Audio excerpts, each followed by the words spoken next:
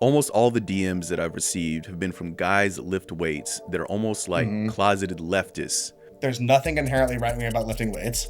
Lifting weights is good for you. Is this an attempt to make the left Joe Rogan? You can't make a. I don't think you can make a left wing Joe Rogan. That's the thing is like a lot of these guys don't even lift weights. They just consume the content. They're real people doing something that they really seem to believe in, and someone in the Democratic Party is seeing value in it. We're gonna do some squats today, and then while we're doing some squats, I'm gonna talk to my buddy who I'm squatting with about how Donald Trump is a dork. You know what I mean, or whatever. You know, like how like hating gay people is stupid. If the demographics were a swing state, this is Pennsylvania, young men. You know what I mean?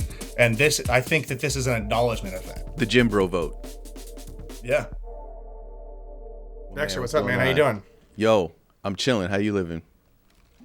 Things are good, bro. How have you been? I saw you were out pretty late the last couple nights covering some of the protests in LA. How's that been, man? Oh man, I'll be real with you, man. It's weird. We've definitely caught the frog virus down here. What does that mean? Wait, you know what I'm talking about? Oh, you haven't seen like No. the inflatable frogs in Portland? Oh, like they were doing in Portland? Yeah, okay. Yeah. And like So the unicorns and stuff? Yeah. yeah, there was I Yeah. feel like there was a unicorn. There was some frogs. There was some cows, things Okay. like that. Few clowns actually. Yo, I have not introduced you. Let me do the logistics. Oh, All please. right. Sorry. Yeah, my Yes. bad. No. Let's get into it. All right. So everyone, Sam Eagan, freelance reporter and a producer based out of Brooklyn, New York. He's produced and led interviews with a whole range of people. But a lot of your work recently has been focused on national security, far right extremism, and politics and culture and masculinity.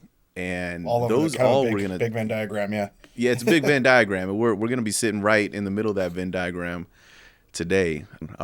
So this headline right here on Wire magazine, your headline here is: as the right leans into warrior culture, some leftist gym bros are pushing back.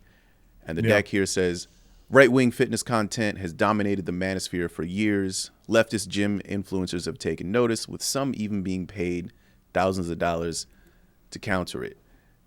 So yeah, break this down for me.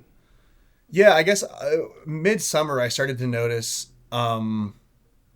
just on my Instagram feed, which is like a lot of I come from a combat sports background, so there's a lot of like combat sports content, which is obviously, you know, we've talked about this in the past, kind of already super right wing pilled. Yeah.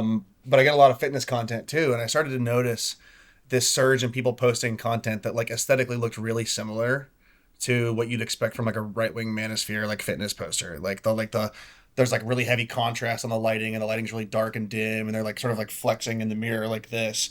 Yeah. But then it would be captioned with some like super left wing shit, like people in the manosphere are fucking dorks, or like it's cool to care about people, don't be a loser, like shit like that. Uh-huh. Yeah, which was interesting. It's like using the sort of aesthetic that's been built into like left wing fitness, or sorry, right wing fitness content, and kind of flipping it on its head. And it wasn't like a ton, but it was. I started to notice a handful of accounts doing this, and I had accounts I'd never seen before. And I was just like, kind of like, what? This is interesting. What's up with this? And it started as just like sort of like a curiosity culture piece. I just kind of wanted to talk to these guys about like, hey, why have you started doing this now? What was the onus behind your decision to sort of start pushing this kind of content? And that pretty quickly turned into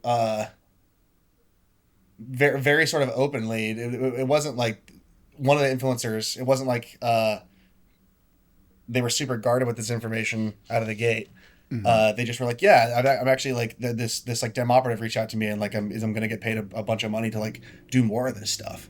It's kind of just like a flippant comment. As I was doing interviews for the story, and I was Yeah. like, "Whoa, what? Okay, hang on, what?" And he was kind of, I remember they were kind of shocked that they're like, "Well, okay, you curious about this?"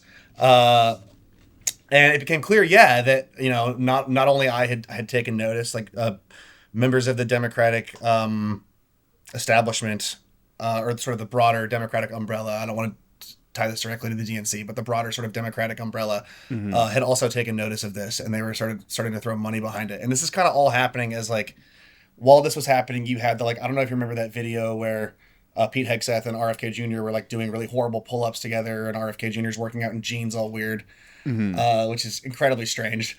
And they're like pushing the like Pete, they call it the Pete and Bobby Fitness Challenge. Hey, how about the Pete and Bobby Challenge? 100 push-ups, 50 pull-ups, but we hope Americans will take this challenge and you'll pass it along. And as that's happening, also Zoran Mamdani's getting ridiculed because he couldn't bench what looked like 135 pounds. I'm not sure about that. And he's like getting ridiculed on the right for being unable to do that. And I don't know how you get to the point of being a full-grown male should be able to bench press 135 pounds. He would have to actively avoid any activities that involve physical strain to be that weak. Do you understand that? Like he would have to see a barbell, and walk the other way his entire life to be that weak. But this is what happens when you hire a giant, fat, gender-queer lesbian, right, to reach Gen Z males. It illustrated how central, I think, in the 2026 and probably 2028 elections, the kind of like battle for young men as a voting bloc is going to be. A group that historically had been so solidly Democratic, and in the last election flipped by some estimates 30 points towards Trump. It was like plus 15 Biden, and now it's plus 13 Trump. And that's not just white men. I want to be clear about that. That's something that I find really interesting about this. Similar numbers among Black, Latino, Asian men. So it's a multiracial coalition of young men who flipped, and they're in play in a way they haven't been in modern politics. It's fascinating. Yeah. I mean, even just anecdotally, I could definitely say that because I spent a lot of time in the Midwest in the run up to the election, and I'd be a lot of places. I spent a lot of time in Detroit. I was in Detroit, but then I was kind of based in Detroit, but then I'd be going out to much more rural places, and I'd be talking to young white men, I'd be talking to young black men, and there was a lot of people, and I wouldn't even ask about anything. It was like, hey man, I'm voting for Trump. It is like, really? Tell me more. Well, you mentioned the kind of the aesthetic for those who have not had the misfortune or whatever. For those who haven't seen this stuff on your feed, well, let's just take a look at one of these. Reasons why I can't go to war. I get nervous. I am offended. So it's okay to be weak.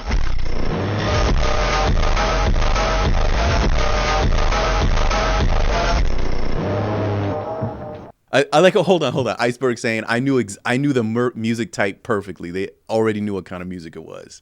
Yeah. It's called phonk. PHONK. It's really whole common. Other conversation. Yeah. Yeah. How that became associated with this stuff. Yeah. I don't, because unfortunately some of it's good. It's like in my playlist, and then I like open up my TikTok and I'm like, shit. Like I Love Hitler 6969 is posting like Sonnenrad videos with funk music behind it, and I'm like, fuck, man. We can't let them take the music from us, man. I know, man. They're taking the gym too. It's just, I think this is a good example of, I think, kind of what birthed this whole kind of movement in the manosphere. It's like, it's something that experts said to me that I thought was really interesting, was like, this stuff kind of like simmered under the surface in like the mid 2010s to the 2020s, but like the sort of two things, I think COVID, which like shut down gyms and like was the beginning of a lot of people's sort of like red pilling moment, and then the like broader acceptance societally, even though obviously, to be clear, it's still controversial, but the growth of acceptance of like LGBTQIA plus identities, like for a lot of, I think, people who subscribe to manosphere adjacent ideologies, it kind of prompted this like, to kind of put it bluntly, it's like, I don't know what a man is anymore. We don't know what a woman is anymore. We can't put a label on that. Well, I'm going to engage in this subversive act of being as hyper masculine as possible. And they very much view it as this act of subversion, of almost like this countercultural act to then be like, no, I reject what I perceive as weakness. I reject what I perceive as like decadence and like this sort of weird return to tradition model, and I'm going to be like the sort of most hyper traditional version of masculinity. There's three pillars, I think, broadly to the manosphere. Though if I'm being really honest, like I really don't like that term. I still say I use it sometimes because I haven't come up with a better one, but it just feels like it's now grown to encompass everything from Theo Vaughn, who is like at best a politically incoherent doofus, to Andrew Tate, who is like an alleged sex trafficker, in Romania and the UK, and I guess not anymore in the US. They dismissed those charges, but until recently in the US as well. So it's just become this really broad term. But if you have to categorize it, there's like three sort of pillars, and many of them overlap. It's like looks. What they say is look, status, money. So you have the like finance Sigma bros. I don't know if you've ever heard of Andy Elliott, but he like does this, has these like sort of, he sells these like weird get rich quick courses, and he like posts videos in these really small tight shorts and like really tight polos. I feel like he like most recently went viral. He did this video where he was like, I won't let anyone work for me who doesn't have a six pack. You got to look good to like sell. I'm going to tell you this, my entire company, my entire team, if you don't have a six pack, you don't work for us. How about you guys quit getting fucking civilized and you guys quit settling? You know, there's some people in this room that said, I would sue my company if they told me I had to have a six pack. We know you would. That conversation was for the 1%ers. That wasn't for you. Okay. But like he's really into the fitness thing too, and so there's the look, there's the money thing, like Alex Hormozy I think of too. The status thing, I feel like Andrew Tate is big on the status thing. You think about he's like the videos of him like with the suitcase full of Rolexes, and he's doing curls, and he's like smoking cigar, and all of his like supercars and stuff like that, you know. And then there's the looks part of it, which is like what this article is ultimately about, which is both the fitness stuff, the getting super shredded, and also like, you know, I'm sure most of your listeners are familiar with the concept of mewing. And like looks maxing, and these pillars, they kind of like all sort of feed into each other. That's kind of like where it's gone in recent years. There's this manosphere thing that's been, I mean, people have been using that phrase for a decade. I feel like it's a lot older than people realize. There was a book that I can't remember that I think was just about internet culture, and I don't even, from memory, I'm not sure about this, but from memory, it wasn't even like negative when it was first written. It was just kind of a description of like this sort of self-help wing of like men's internet culture. Yeah, and I think as people have gotten more familiar with it, just like quote unquote normies have gotten more familiar with it. You know what I mean? It's also at the same time was developing into something that, you know, at least you and I would consider pretty negative, right? And we're also used to the kind of aesthetics that exist with it. I'm making fun of people who are perceived as weak or queer or women or whatever, right? What you're finding is people who are kind of reverse hijacking that aesthetic, but they're leftist, which is super interesting. So let me play this right here, which is kind of in that same realm. Y'all would have hated Dr. King. Straight up. Everyone's like, oh, well, don't disrupt people. Like, oh, well, they still have to go to work. Don't block the roads. The whole fucking point of protesting is to disrupt your daily life, to force you to look at an issue that you were previously ignoring. Like, the entire point is the disruption. Do you think that when they marched to Selma, people were just like, oh, wow, I'm really glad that they're expressing their First Amendment rights and that they're taking up this roadway to make a point for civil rights? No. There were liberals back then that were like, oh, I care about the Negro cause, but I don't want them to interrupt my life. Dr. King's March to Selma was like country shattering. So this is, on a basic level, this is a very unremarkable video. There's nothing strange about this, except that the dude is at the gym leaning up against a squat rack. You can hear barbells and weights clanging in the background. And this is usually the set for somebody, like if you had this on mute and you didn't have the closed captions on, you'd think he was talking about something totally different. Yeah, you think he was being like keep that trans shit out of my face or something like that, you know, like some shit that Bradley Martin would make or something like that. Totally, 100%. Yeah, but this is kind of what you get at in the article, is that a lot of young men who are used to seeing this stuff, which is basically just, you know, it's somebody pumping iron, working out, doing whatever, looking big, looking huge, and then that's the backdrop for them saying some wild negative stuff. And this guy's doing something totally different, and it's flipping that expectation. Yeah, and it wasn't just him. I mean, there's other accounts too. I think that Colin is a really good example of it, and he's like built a pretty big following pretty quickly doing this stuff. Something he said that was really interesting that I always come back to is like basically he was like, I've heard from so many people, and like I also felt this way of like everything you hear from like the fitness industry is like super MAGA, super hardcore conservative, like return to tradition stuff. And most people don't feel that way. And he like described it kind of as like I believe he used the term silent majority, which I thought was so funny, from like the Nixon era of like the Vietnam protesters and people rejecting that, and most people in the silent majority like hating the Vietnam protesters as kind of a conservative thing.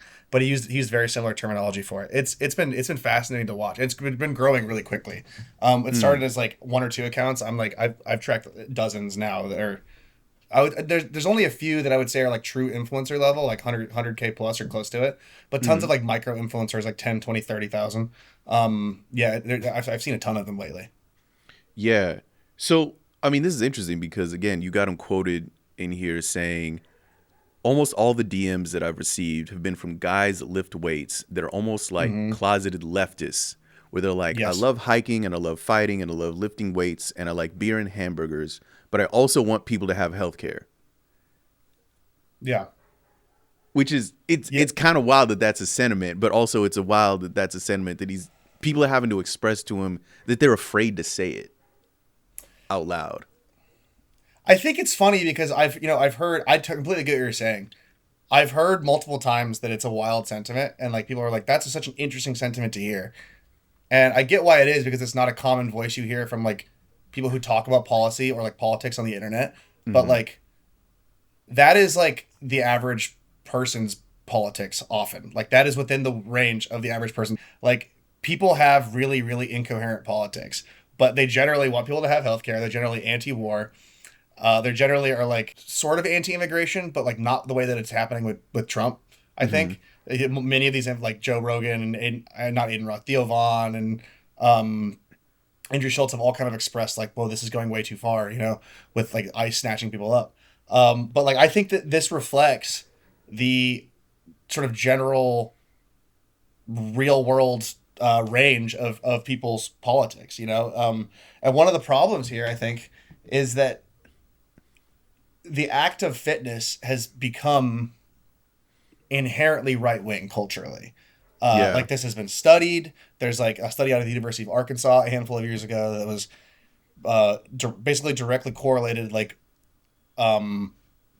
muscularity with perceptions of someone being conservative. People are more likely to be perceived to be conservative inherently because they're muscular. For people who espouse progressive politics, another study out of the UK, people who espouse far left politics, or rather center left to far left for the UK, so far left for us, overwhelmingly view muscularity as a net negative politically.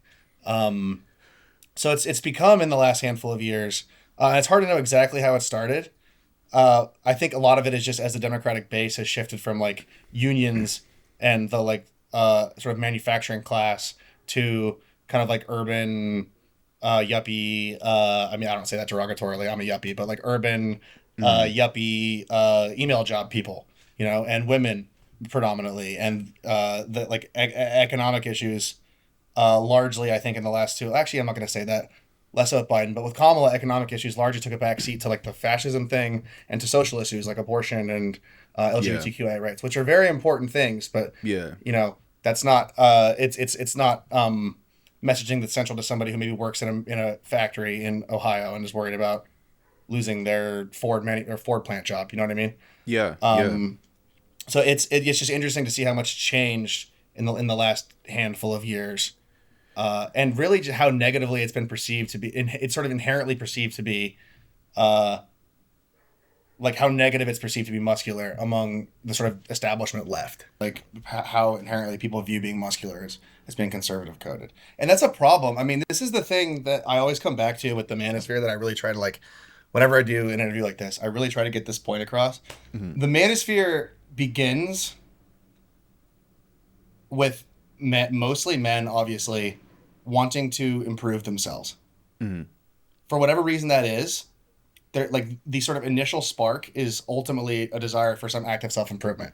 Whether it's financially, I want to feel better or look better in the gym. I want to be less depressed and hate myself less. Like these are the things that lead people to like manosphere content for the most part. It's all selling a better life. That's what they're all sort of trying to sell, right? But then it's hijacked by people like Andrew Tate, who are like the thing standing in the way of a better life is like modern perceptions on like gender roles and the Matrix. And the path to success is to buy my stupid fucking drop shipping course, and to like post, and so then you have to post Andrew Tate clips over and over again to advance to the next step of the course.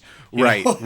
Yeah. Well, I mean, that's what they sell, but Yeah. these are people who just want agency. I think for the most part, it starts Yes. that way, and then there's no alternative being offered. It's just viewed. It's I think for a long time, to kind of abandon the nuance here and speak broadly for a moment. For a long time, it's been viewed as a place that the Democratic Party doesn't want to go. Being broy is kind of inherently bad. It's inherently sort of belittled often. I think you think about the Bernie bro label for a long time, right? Yeah. And so there's really no political home for people who are like interested in that kind of stuff. People who still want to feel masculine, maybe even hyper masculine, but mostly espouse some kind of left wing ideology. There's no real place for them, like historically in the Democratic Party. Definitely not in the last 10 years. Let's just go ahead and use the phrase manosphere, whatever. It's essentially, if you want to put it like this, it's self-help stuff. Exactly. Which, who cares? Yeah. Right? Like, you want to be better at fixing your car. You want to be better at being healthy. You want to be able to cook. Like, all these things kind of fall under that. You want to be not as depressed all the time, like you were saying. Like, all these things fall under that. There's nothing necessarily wrong with that. The problem becomes when somebody comes in and says, actually, there's nothing, you don't need to improve yourself necessarily. What you need to do is start punching down on these other people. That's a solution. These other people have taken something from you. Yeah, all you these feel other bad because it's been taken from you, not Yes. because you live in a late stage capitalist hellscape and like everybody is being disenfranchised.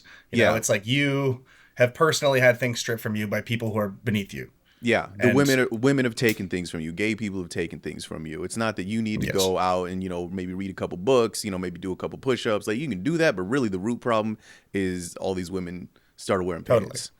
And that's where we went wrong as a society, which is like categorically unhinged.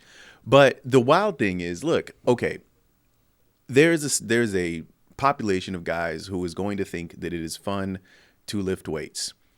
Let's just accept that. Like, that's a thing, right? That's a cultural phenomenon. Let's accept that. But just as you were saying that muscularity is perceived as the categorically right wing or whatever. So I sent this to you yesterday, but there was a study that Consumer Reports did. They basically went out and tested a bunch of protein powders and found that a lot of these contain a lot of lead. And that's a bad thing. Let's just say, just categorically, this is a bad thing. I don't want lead in anything that people are eating. Yeah, no bueno. Yeah, definitely not good. But I happen to be on Blue Sky, and I just see people talking about this study. And I think a lot of people didn't even read the article. First off, a lot of people don't. But essentially the article, again, this isn't Consumer Reports, and it's titled "Protein Powders and Shakes Contain High Levels of Lead," and that protein supplements are wildly popular, but their tests of 23 different products found that more than 2/3 of them contain more lead in a single serving than our experts say is safe to have in a day. You could get into the numbers and debate their methodology. It really doesn't matter because there's some people who aren't really super interested in the methodology. What they're interested in is out of nowhere drawing connections between protein powder consumption and lead and people who are on the right wing. So this post right here, somebody saying, between G Fuel and protein powder, it turns out the young male right-wing movement might just be lead poisoning. Another one, maybe this explains MAGA as a phenomenon. Yeah. This particularly is why there are a bunch of guys who really like throwing up weight in the gym who don't feel like they can talk about what they actually believe, which is super, on its face, that's a super silly thing. Who cares? But it is wild that there's a bunch of big, buff, strong dudes who feel like they can't speak their minds. Counterintuitive. Maybe that sounds silly to you, but yeah, that's the culture that we've sort of allowed. I think that we've allowed the right wing to sort of create. Yeah, I mean, if I'm being so honest, like just working in the journalism industry, like doing like writing for magazines in New York and like working at media companies, like I have often felt like the things that I liked were belittled. Yeah, and like kind of made it's like tolerated sort of low hanging fruit to like make fun of like bro stuff, when like the first thing I said to you, right, when you sent me that was 1 in 3 women under the age of I believe it was 40. Don't quote me on that, but I think it's under 40. By some estimates, consumes protein powder. Like that's a huge number of people. Gen Z in general, women are working out on comparable rates to men. You know what I mean? It's like the most fitness obsessed generation in history, in certainly recorded history. You know. Mm-hmm. So like this inherent correlation with the sort of like pundit class of like lifting weights, like right-wing bros, lead poisoning. It's just like, it's just one it's just bad politics. Like 1 in 3 people in America is a white man. You know, that is like, if you're starting from a place where you're like, especially young men, like everything here is kind of goofy to us and like a little bit lowbrow. Then like that, you are like you're basically just seeding 1/3 of the American voting bloc, which is really bad politics. It's just not like it's just not a good. If you like start it, like do you want to start a football game down 14 points? You know what I mean? You're just being like, I'm not even gonna bother with this. It's a bad way to approach it, you know, it makes me like bang my head against the wall when I see this stuff. And it's like, I think for a long time, and like for some understandable reasons, like like you, we both lived through like the Me Too era, you know, like there was an understandable backlash to the sort of like the boys club era of media, of politics, of entertainment and culture. Yeah. Like I understand that, but somewhere in there, it became just kind of like acceptable to belittle sort of men's cultural shit. In a way that like clearly has backfired. Yeah. I don't think as far back as I can go, I don't think since Nixon, young men have voted for the Republican candidate. This is like, it's like people talk about it as like a sort of statistical quirk. It's like a kind of an unprecedented level pivot in American politics. It's like, it's not something like that level of a shift hasn't happened in like a long time. Like Latino men went for Trump by 3 points. And it's not just white men. And I think that's something that gets lost in the conversation. Let's come back to your article then here. Gymbro stuff, but leftist Gymbro stuff, which almost sounds like an oxymoron. And you talk to them and a couple of them say, oh yeah, I'm being paid. One of them mentioned it in passing. Mm-hmm. And then I asked another one kind of out of, neither of the people I up here in the story that I spoke about here, but they one of them I asked in passing after the other one had just kind of volunteered it. So one of them would like just told me, and the other one I was like, which tells me that it's like these are not plants for what that's worth. They're not media trained. These are like these are like real people making this content that are just happening to be like the Democratic Party is like seeing the value in it. They're not media trained. I asked this second guy, I was like, oh yeah, by the way, anyone come reach out to me about money? And he was like, oh yeah, dude, it's funny you should ask. Yeah, here's, and just told me. And then after the fact was like, oh, like, is that publishable and stuff? How does that work? You know what I mean? Which is like, these are not media, like, this is not someone who is like, I will talk about this with you on background. And like, I want to see the attributable quotes, you know, like you might get out of like a congressman, you know what I mean? Yeah. Yeah. My biggest question once I heard that was like, are these people plants? And I just was not convinced of that. They're not. They're real people doing something that they really seem to believe in, and someone in the Democratic Party is seeing value in it. So is this? I mean, this is the obvious question here.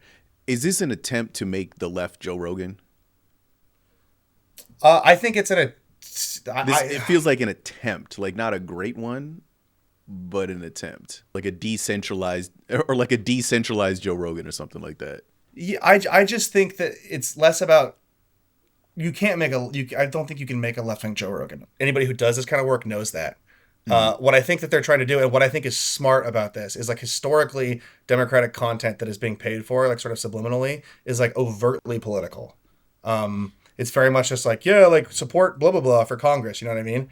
Right. And a really important distinction here is they're not being required to be overtly political. They can make whatever they want with the money they're being given. They just want it to espouse, and in the contracts that I reviewed, they just want it to espouse what is quote leftist values, basically.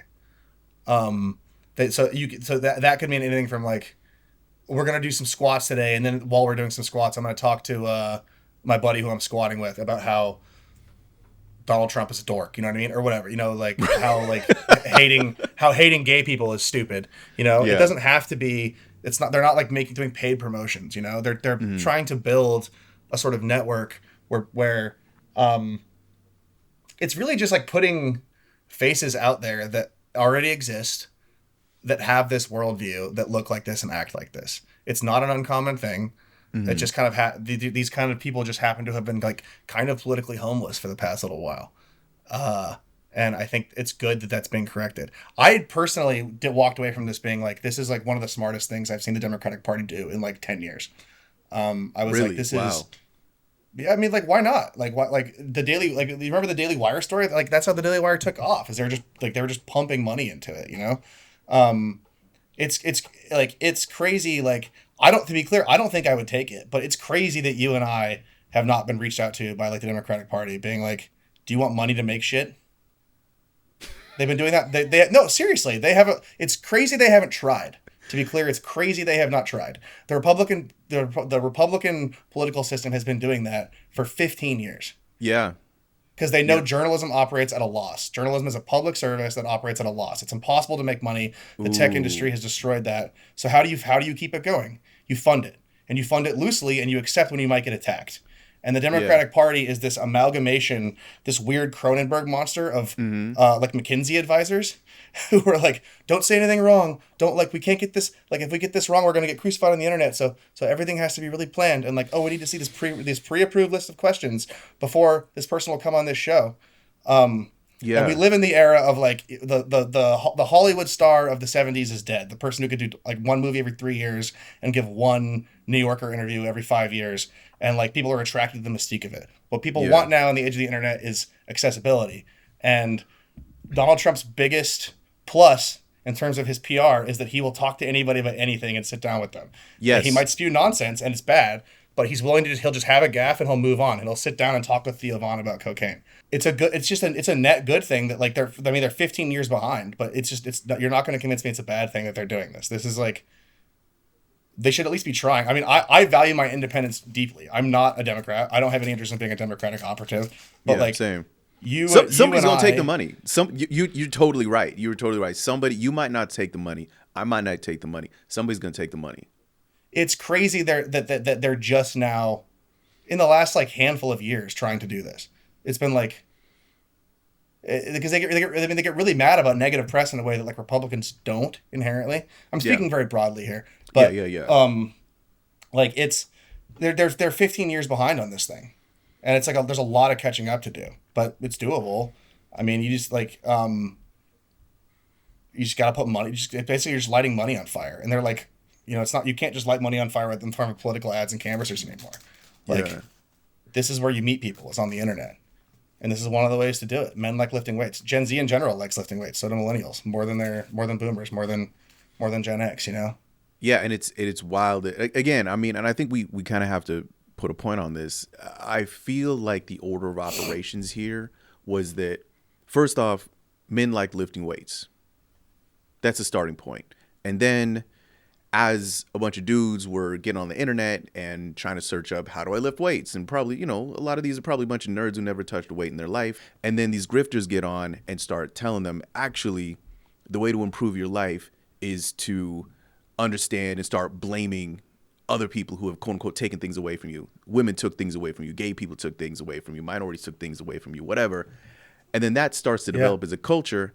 And then the left, instead of doing something about it, just start knee-jerk rejecting anybody who they see who looks like they lifted a few weights, saying, oh yeah, that's a meathead, they're dumb, they're, you know, right-wing, whatever, which isn't necessarily the case. And now we've got a bunch of dudes who like lifting weights, like working out, who feel like they can't talk about what they believe in, which is super backwards. It's super backwards. So I understand why Democrats are trying that. I mean, they have late, to, but they're trying. It's late, but I mean, you have to try, and I think that, again, you just like cannot, I think, build a political coalition that excludes this demographic of people in America. Like, America's a rapidly changing place, and like it's more diverse than ever. But white men Not even just white men. If you add Latino and black men to the mix, that's like an even greater number. I don't know the number, but 1 in 3 people in America is a white man. You're just starting from a crazy deficit if you're just like, I'm being a little bit dramatic and hyperbolic, but like fuck everything that like they like culturally. Like we're not going to deal with that. Like that stuff is inherently right wing. It makes me think back to Howard Dean in 2008 and 2006 midterms when Howard Dean was running the DNC and they adopted the 50 states policy. And they're like, we're going to campaign in fucking Alabama. Like we're going to spend millions of dollars in Alabama because fuck it. Like there's people there who will vote for us maybe. Right. And what did they do? They swept in 2008. And then they abandoned that policy with Rahm Emanuel, and they got cooked in the next midterms under Obama, right? Like you have to meet people where they are. There's nothing inherently right-wing about lifting weights. Lifting weights is good for you. It's good for your bones. It's good for your muscular health. It makes people less depressed. It is like a net good for everybody. Everybody. Women under 40. All genders. Women under 40 overwhelmingly lift weights. Like in numbers they've never seen, like unprecedented in Gen Z and like younger millennials. It's a very common thing. It's good. These are people who want to, again, these are people who want to improve themselves. And like people who like have taken the initial step to try to improve themselves are malleable. They are like a politically movable coalition. They can be organized around. They can be persuaded. They're asking to be persuaded, basically. Yeah. They're like, I don't like what is happening to me, to the world around me, whatever. How do I make it better? And that is a coalition that is amenable to change. It's perceived to be inherently conservative. And like I think about there are like absolutely like one of the conversations I just had a conversation today on another show about like how central the body and being musculature is to like traditional fascistic imagery. Like you think about like early like Nazi propaganda in the 40s and 30s. And that's true. It's like the blonde-haired, blue-eyed, the Ubermensch, like the perfect Aryan sort of warrior. But then like my counter was like, oh, but go after this interview, go and Google Soviet propaganda. Go and look up go look up Soviet Olympic propaganda from like the 80 Moscow games. And like even just regular political propaganda. It's beautiful, muscular men and women. There's propaganda that's like, I think back to this poster that was they're like shaking hands and it looks like that fucking meme. Yes, it's like the Predator meme. Yeah, right. And it's like it's there's nothing inherently political about any of this. It's a vector to deliver politics. Yeah, you can make whatever politics you want out of anything, basically. Yeah, and what you're doing is ceding cultural ground by not operating this space. I think that's really where it is that it's not that lifting weights or anything like that is inherently conservative or regressive or whatever. It is that the grifters jumped on top of it, and then the left said, oh, damn. Y'all a bunch of fascists? It's fascists lift weights? Okay, geez, well, we don't want to touch that. And that has left a bunch of people who have this hobby like, oh, shoot, I who do I talk to? Like, if we do it in the real world, right? Like, I coach youth wrestling. I wrestle Division I. Being involved in combat sports is very important to me. If you completely cede cultural ground, as they largely have in this space, my cat's jumping on my lap. Say hi to the camera. Get out of here. You didn't tell us you didn't tell us you had a cat, man. His name is Miga, like the rappers. There we go. It was Migo. 2016. Culture 2 had just come out. I thought it was really funny. I was listening to Slippery in college doing the frat flick, drinking. That is a solid name origin right there. Hell yeah. Amazing. Dude, get off me. Sorry, what was I saying? Combat sports. Even like taking it off the internet. Like if you completely cede the cultural ground, you're like, I think playing football is intimidating because it's a lot of ripped men yelling a bunch and like lifting weights and like under the barbell, doing the Ronnie Coleman thing, lightweight baby. Yeah.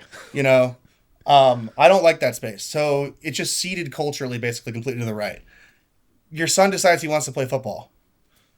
Who is he going to spend most of his afternoons around for the next 4 years of his life at his most formative age? If there are no left-wing football coaches, he's going to spend his time around. There's a lot of them right-wing football coaches. You know, there's a lot of right-wing wrestling coaches, and most of them are like only vaguely really political, but their worldview is very right-wing. It's very conservative. People's politics start to form then. If one of your, I think for a lot of young boys who play sports, women too, you know, your biggest sort of role, one of your biggest role models is a coach, the people around you. Yeah. So like, I mean, that's how you if learn you're- how to if they're- socialize. That's Absolutely. do you work as a team? Do you work together with people in class? Maybe on a group project, but no, like that. The team sports is where you learn how to deal with other people.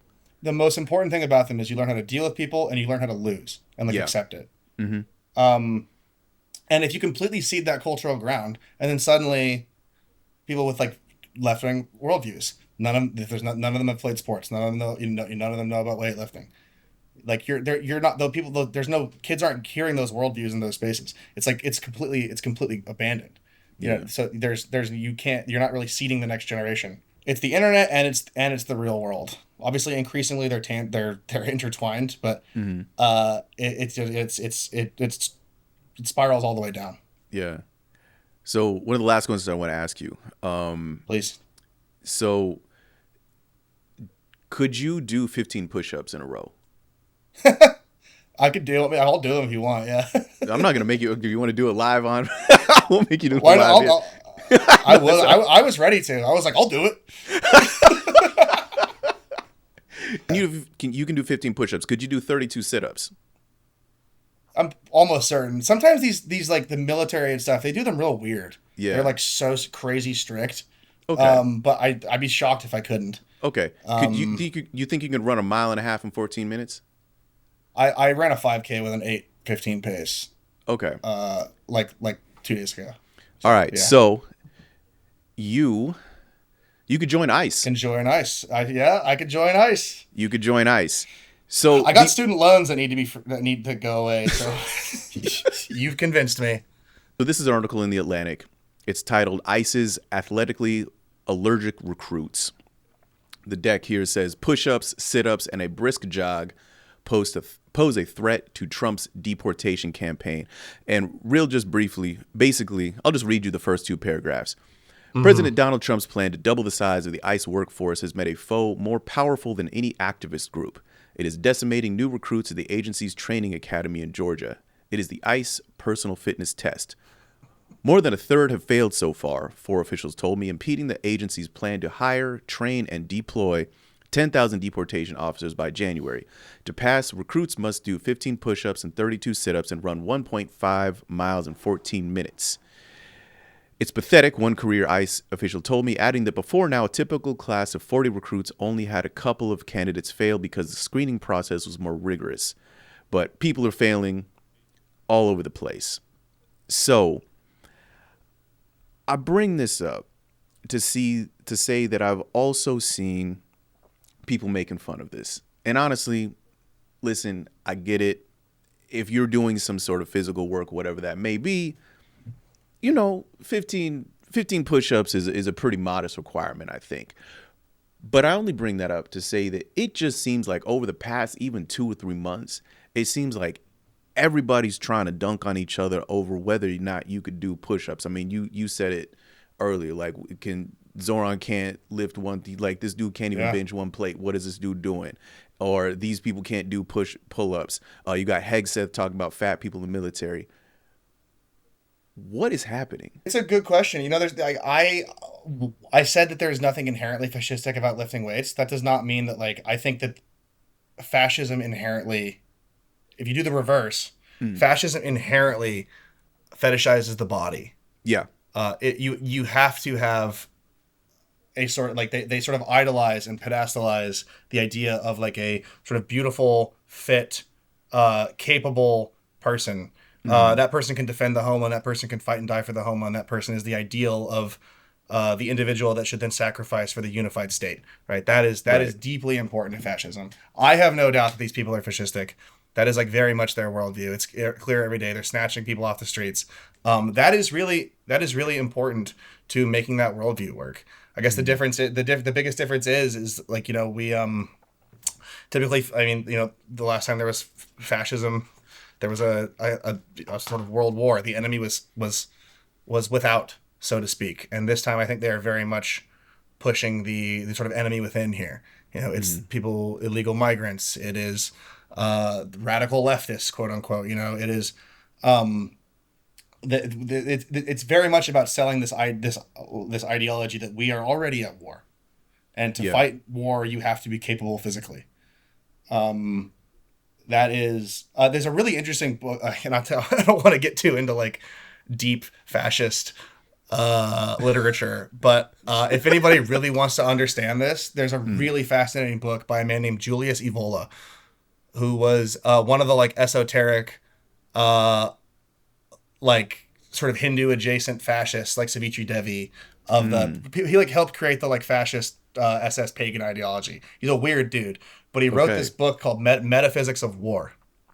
And Metaphysics of War is about the act of war as being a spiritually cleansing act that will like both spiritually and physically cleanse the individual, but then ergo the broader state, because the state is homogenized. Wow. And it reads very similar, a lot of it, to Pete Hegseth's worldview, if I'm being really honest. Yeah, I mean, probably a more sophisticated version of that, which unfortunately it is rare for these bodies of work. He's like actually a pretty good writer, unfortunately. Usually, I mean, it's really bad. Look at Mishima. Capable. Look at Mishima. Yeah. I mean, that dude could write his ass off, but also fascist. So whatever. But it's I think ultimately it reflects just like how in a world where our politics are so polarized and everybody sort of already has a formulated view of like where they're going to vote. People are almost immovable at this point. They know how they feel about Trump. They know how they feel about the MAGA movement, right? Yeah. What you found in the 2024 election was sort of weird. This one demographic group that was movable, that moved by like unprecedented numbers. And if they can move one way, they can move the other way. They can come back. There's no reason they can't. They are in play. And this is the clear, like the sort of clear battleground. If the demographics were a swing state, this is Pennsylvania, young men. You know what I mean? And I think that this is an acknowledgement of that. The gymbro vote. And fitness. Yeah. Yeah. I mean, I mean, that's the thing is like a lot of these guys don't even lift weights. They just consume the content. Like they might lift weights sometimes. They're not ripped, but like the content is there. It's like sort of an idealized form of masculinity that's like there to be consumed. It's they're not all shredded. Regular people consume fitness content. I don't lift anymore. I only do combat sports. I hate lifting weights. I think it's so boring. I was gonna ask you for a workout routine. Never mind. I guess not. Okay. But, I know how to do it. I had a Division I strength coach. Like I could put you through a workout, but I don't like doing it. But my feet is full of this stuff. It's hard to escape, and it's like where you can put worldviews into people's minds. You can like shift their worldview. And I think that the sort of tit for tat on this issue is where like reflective of like both sides knowing that's where the battle is going to be fought. Yeah, I mean that now and moving forward.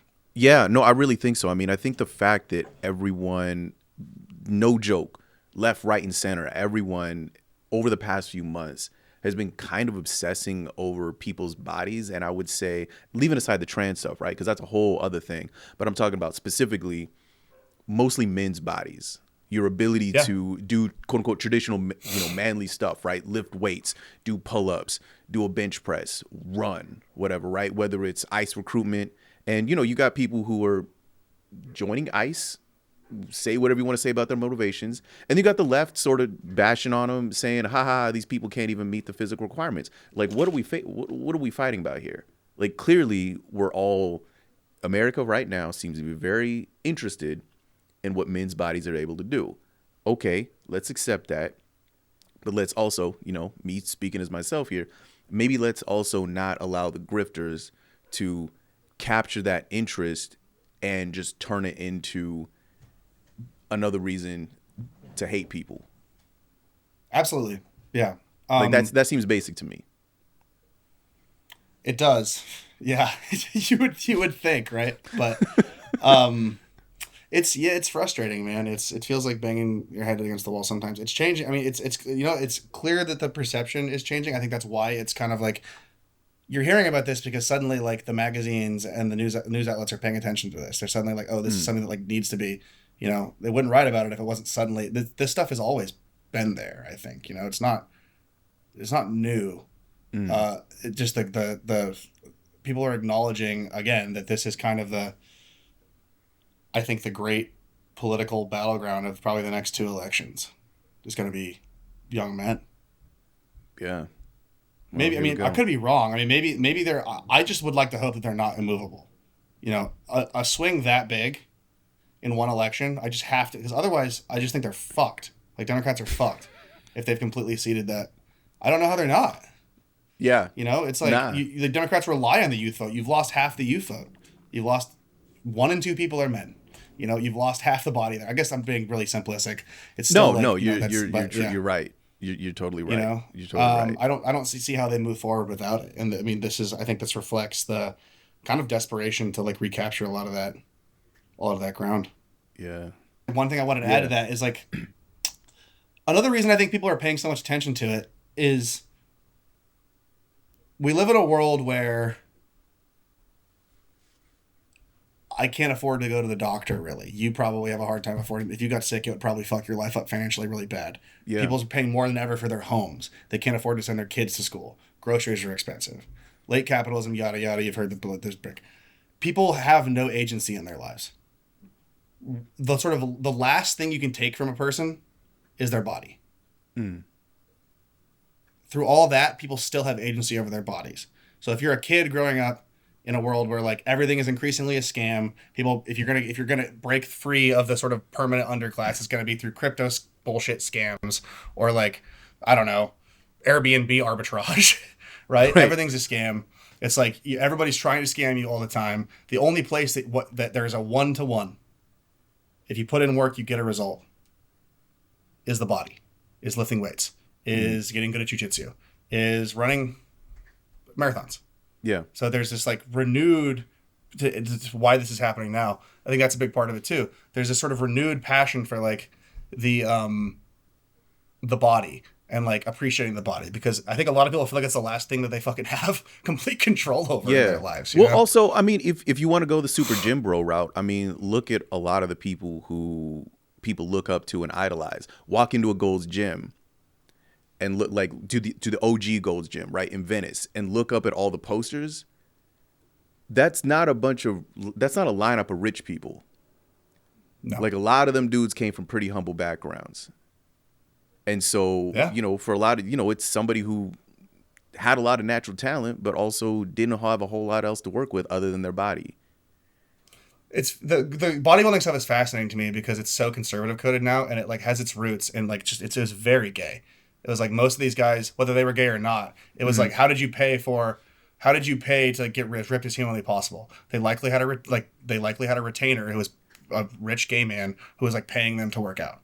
It was like there's always been a deep connection between like the bodybuilding community and like the sort of gay kink community that's like going back very far, you know? So it's just, and now there's social media and people are really into lifting. So that's not nearly as much of a thing anymore. But I have friends who have professionally bodybuilded below the highest level. And like, they're like very similar situation. They basically have a like sponsor who is a wealthy man who is gay. They don't have a relationship, but the guy just is like a gay man who loves looking at really ripped men, which is fine, which is cool, you know? But like that was like historically and still to some degree is part of the sport of bodybuilding.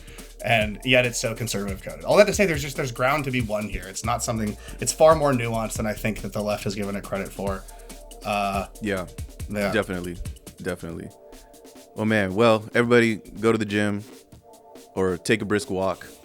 Whatever it is that you want to do. Whatever it is that you do. Whatever it is you do that makes you feel good about your body, and, you know, don't let the fascists take your body away from you. I did Muay Thai this morning, so I'm feeling good. All right, man. Appreciate you. Appreciate it. Thanks so much for coming. Have a good one, man. All right. Yep. Peace. That was fun.